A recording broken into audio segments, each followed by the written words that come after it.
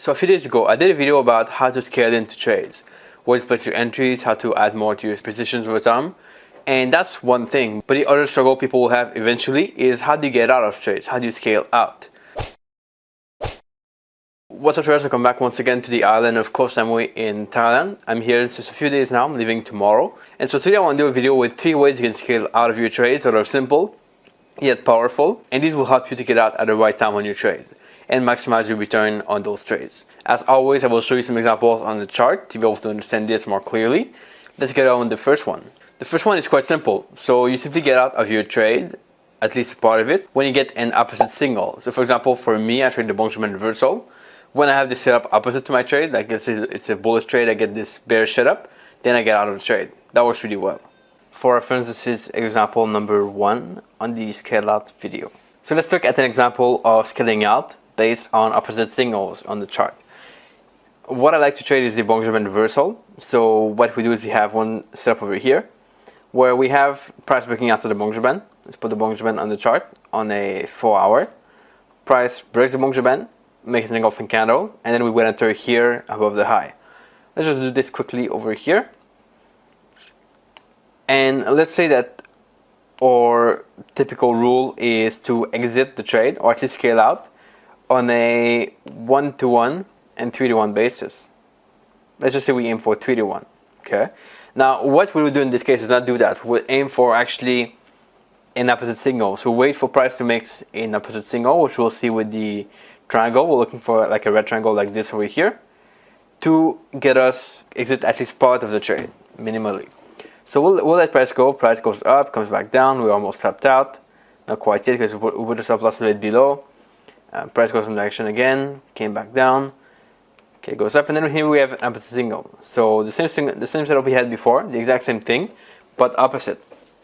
So price didn't actually trigger this one, but we have the signal anyway. So we could exit the trade after the signal, which is around here. So that gives us a pretty decent trade on that pair. Now I wouldn't exit all of it here. We could exit only part of it at this opposite signal trade, and this will give us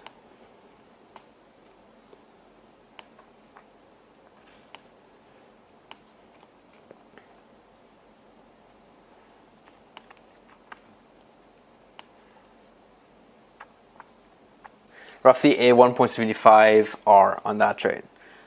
Okay, so it's good because we look at the market to tell us when to exit the trade based on the opposite setup, which happened quite a lot in that strategy. It might not fit for all strategies, but this one works really well. And then price goes up even higher, which could be where we exit the other half of the trade, fixed reward to risk or something different.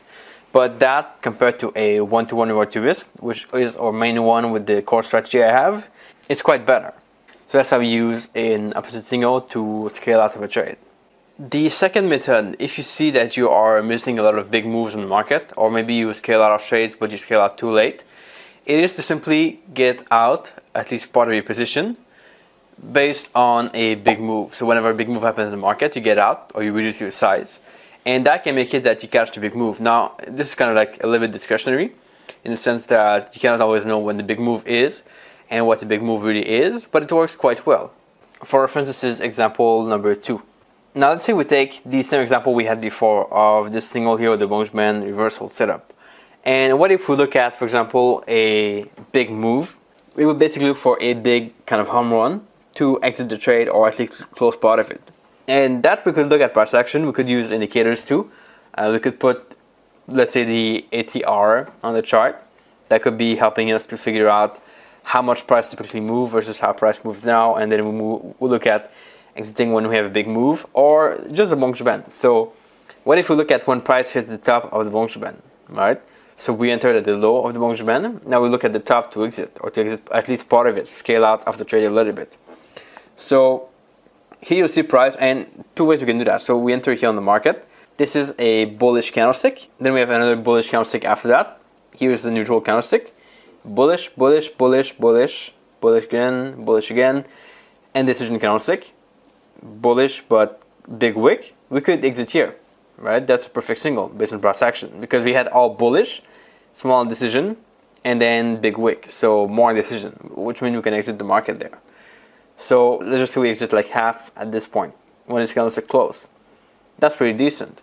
Or the other thing we can do is we can exit when price hits the Bollinger Band, top one, right here, exit the market there. Or actually it would be like more around here. Okay, exit the market there. And that gives us a fairly similar exit to what we had the first time. See, the first time we went out on opposite signals, so we exited the market at this level. Okay, now we're almost at the same level. So that's decent, that's pretty good.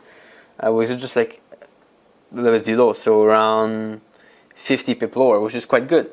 It's pretty decent on this trade. So not gonna be able to do it, and that's kind of discretionary a little bit. So you have to decide either if you look at price action or if you look at Bollinger Band. You should decide this first before you jump into trades. Make your exit plan first, and then you can exit with big runs if you want.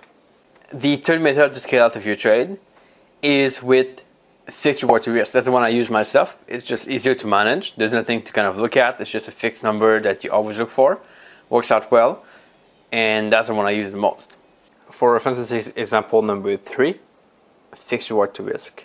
Now, this is the way that I use the most to exit trades in the market. It's quite simple. It's maybe the easiest one to implement, and it works quite well because it's based on numbers.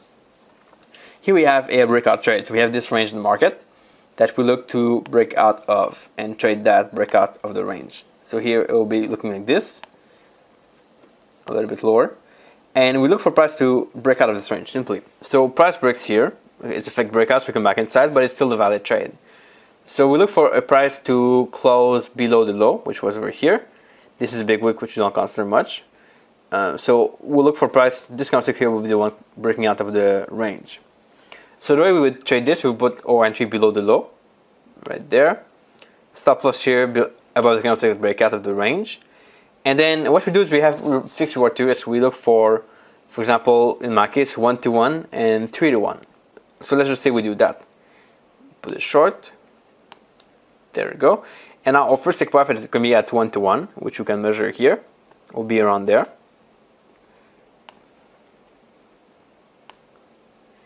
That is 1 to 1. And our second take profit will be at 3 to 1.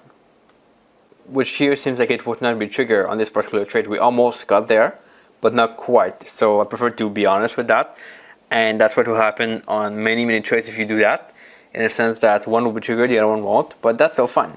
What if we do like a 1 to 1 and 2 to 1? We could do that too. I used to do it that way. With a take profit at 1 to 1 and 2 to 1. You want to decide these numbers before you go in trades, not after, of course. So that's what I would usually do. I would do 1 to 1, 2 to 1 first. Then I move to 3 to 1 because it was more profitable overall. But here for the example, let's just say we do 2 to 1. And I'll be here. And so when price gets here, we exit half the trade, here the other half. And that's it. There's no thing to look at in the market. You don't have to look at chart at all. Just put these first before, when you place your trades. And then you're good to go after. Nothing to do after that, which is good. It gives you a lot of free time, which is perfect. So that's how you would do with fixed reward to risk to scale out of trades. I said I would give you 3 ways to scale out of trades, but I have a 4th one that I don't use myself, but I know works well for some people. And that is to use Fib retracement. And that is to use Fibonacci levels. So you would look for these Fibonacci level to exit your trades. Also, discussion a little bit, but works out quite well. For reference, this is number 4, Fib levels. Now here's a way that is a little bit more advanced for most people, and I would not recommend it. I'm just showing it because some people might like it. And if that's you, then good. But I would not recommend that for most people. It's just like an extra way that you can use. And that is with Fib levels. So we have a trade here with the Bollinger Band, the same thing we had before. We enter here above the engulfing candle. And in that case, the exit, we would scale out of that trade. And we would use Fib levels. So Fib level, you do it here, trading view. Now you need to draw from the top of the move all the way to the bottom, which is here. Now the way you do this could be varying, and that's where it gets kind of tricky. So you could either do it that way, or you could use the top here, which you had before, or you could use, I guess, the top here, and that really varies on your result. So let's just say that we make it with this top over here, because we consider the whole move as a big move in the market. And now we would basically exit that trade based on retracement to that move. And that means that we would be looking at price coming back to the Fib levels. And some people believe that when price comes back, especially this one level here, 61.8, that the price might reverse. It's very likely that the price will reverse. So we could scale out maybe at the 50%, and maybe the other one like the 61.8 level. So you would take half of the trade, let's say here at 50, and then the other half here if you wish. Okay, it works out well in that case. Again, I'm not sure how that works most of the time, but it's a good way to do it if you want to exit your trades, especially if you trade trends. This is not going to work well in most of the sellers market, but when you have a big trend, then that could be a way to do it. Now, the other way you could do this as well is through if you are trading in a trend with extensions. Now, this will be hard to notice, but let's say we find a way to enter the market at this level after this engulfing candle.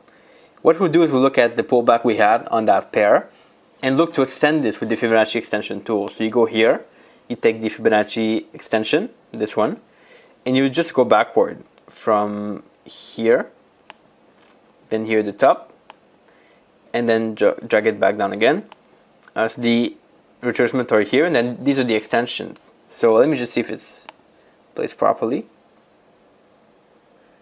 This goes a little bit lower. There we go. And basically, we look to exit at these extension in the trend. So you'll see that price here almost went back down at the 3.618. So that could be a way to exit your trades as well. Again, you got to look at this in your result and what that means. I'm not saying you should do this, and definitely study this more if you want to do it that way. Not the method I use, but you can do it if you want. So that is how to do it with Fibonacci. And I invite you to think about the fact that there's no best method here. You pick the one you prefer, and you go with that. So there you go, guys. Those were the 3 ways plus 1 extra way to scale out of your trades. How this was useful, let me know your thoughts in the comment below as always. Let me know which method you use or which method you want to use in the future. I would love to hear that.